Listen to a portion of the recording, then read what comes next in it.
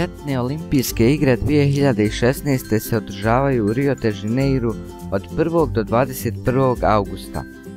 Ceremonija otvaranja i zatvaranja igara će se održati na stadionu Maracana u Riju. Predstojeće olimpijske igre će biti prve igre ikada održane u Južnoj Americi.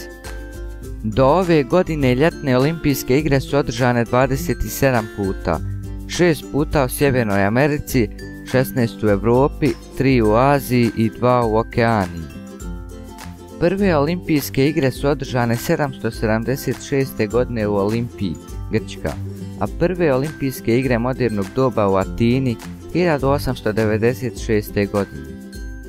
Na ovogodišnjim ljetnim olimpijskim igrama će učestvovati 10.500 sportista iz 205 različitih zemalja.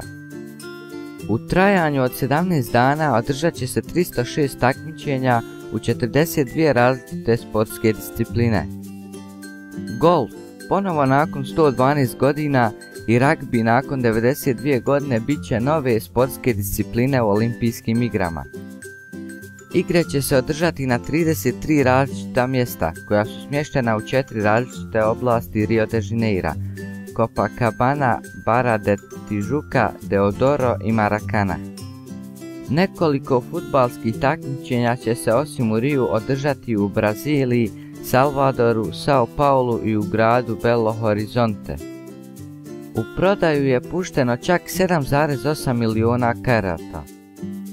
Cijena karata varira od 40 brazilskih reala, 10,89 eura do 4600 brazilskih reala, 1252 eura.